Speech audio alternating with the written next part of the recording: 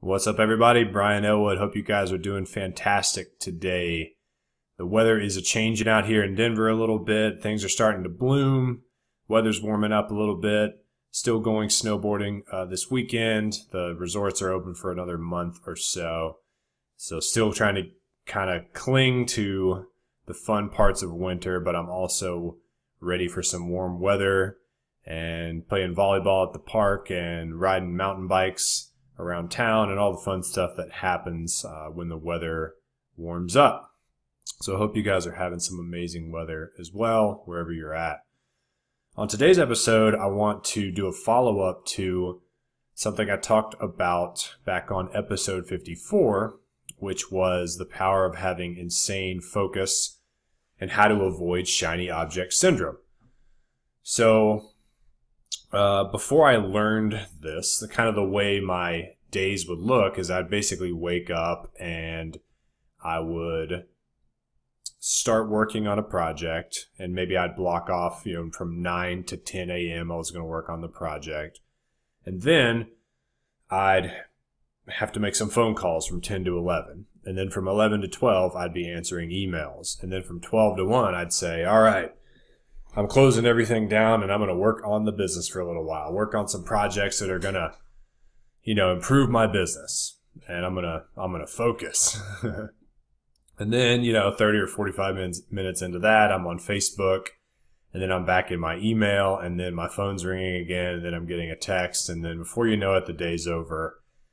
And I look back and I'm like, I didn't really accomplish anything. I kind of just kept all the balls in the air, and I replied to everyone's messages and answered all their phone calls, but I don't really feel like I made any notable progress towards any of my goals. And that always left me feeling kind of drained and unsatisfied and unhappy with my workday. So even if you're doing something you really love, if you're kind of being pulled in a bunch of different directions all day long, it's not very gratifying. And worst of all, it's not very productive. So I talked to my coach about this. I have a really amazing business coach, a guy named David Foster. And I talked to him about this, and he immediately was like, no, Brian, this is not how you operate, basically. And what he told me to do, or what he described to me, was basically that there's different types of work that we have to do each, throughout inside of our business, right? Some of the work requires that you kind of shut things down and you have quiet and you can focus and you can create. Other things involve communication, getting on the phone, sending emails, that kind of stuff where you have your energy levels higher because you're listening and talking. And then there's a few other different kind of types. And basically what he said is that you should essentially create a theme for each day that you operate within. And so every day of the week, and it is like there's a theme around it, okay? And I want to tell you generally what mine is, but don't think that you have to do it exactly like this, okay? You can modify this for whatever your situation is. But so for example, Monday would be your work on the business day, your day to work on the vision for your business. That's something that I work with coaching students on all the time. I'm like, how much time are you setting aside to work on your business? Well, none at all right now or whatever. And I'm like, well, that's the reason why your business is never changing, because you're never working on it. You're too busy working in it. But you can't just do this 1 hour here and there when you have some time. I think you should set aside the entire day on Monday to work on the vision for your company. So don't worry about emails or phone calls or Facebook or texts or anything like that. You can get to that after 3 p.m. or something like that. You can get back to everybody if that's an important thing for you. But, spend your entire day on Monday just with the blinds drawn and like your phone on airplane mode, just working on projects that are actually going to result in you building the business you want to build, right? Okay, so you have that Monday where you're it's a great way to start the week. because it's calm, it's focused, it's very productive. And, building momentum throughout your week is important. If you get derailed one day, it's kind of demotivating, and disheartening. So you want to build upon it. So Tuesday, for me, is the day where I make all the phone calls, right? And do all the coaching calls and all that kind of stuff. So I'm naturally an introverted person. I don't like just talking to people all the time. And I don't like dialing numbers and calling people and answering calls. Like, that's not really my favorite thing to do. Huhowever, it's necessary, for me to hit my goals in investing, in education, and everything else, right? There has to be some human to human interaction. So even if you were going to have an in-person meeting with somebody, you'd also put it on this day. So Tuesday, you wake up and all right, today's the day where I'm like on the spot, right? I've got all these calls lined up. I got to meet this and that person for coffee, and I got to go to dinner with this guy, and it's a big day, right? But you knock out all that stuff, and then and you're done, right? And then for the rest of the week, you don't have to do the extrovert type work.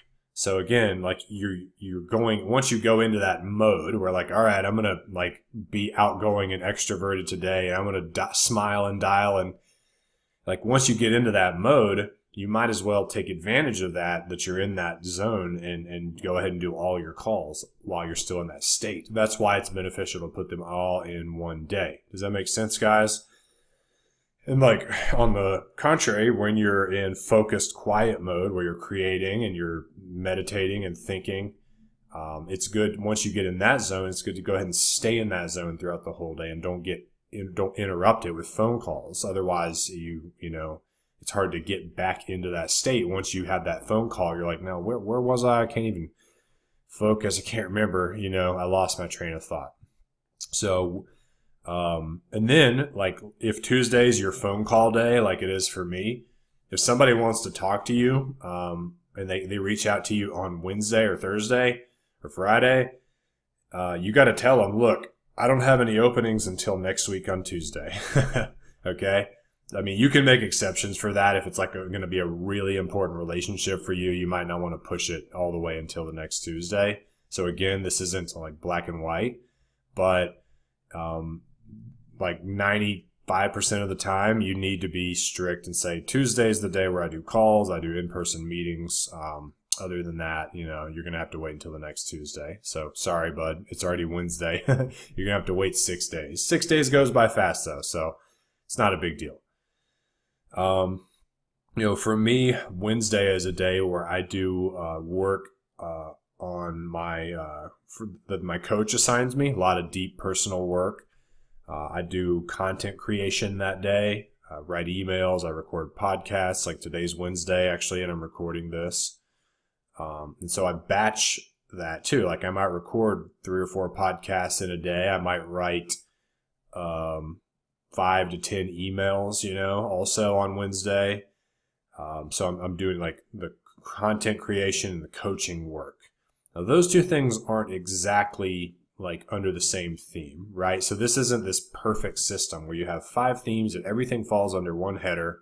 Sometimes you have to combine a couple things on a day because there's only 5 days of the week. If you're just working weekdays, and you might have more than 5 themes. So you combine them. It's okay. So that's what I'll do on Wednesday. And then Thursday for me is a day where I do a little bit more coaching. It's more of like an extrovert day for me because I teach the weekly web class in the evenings. And so like for that's like an extroverted thing where I got to have high energy and stuff. So I'll work on that class, and I'll do a few more consult coaching calls and things on that day. And then Friday for me is the day where I focus on putting deals together, everything that's involved in my rental business, the rehabs we have going on, buying new ones and stuff like that. The business is simple enough now where I literally can operate it in just a day a week or so, because I do have a team doing some stuff for me.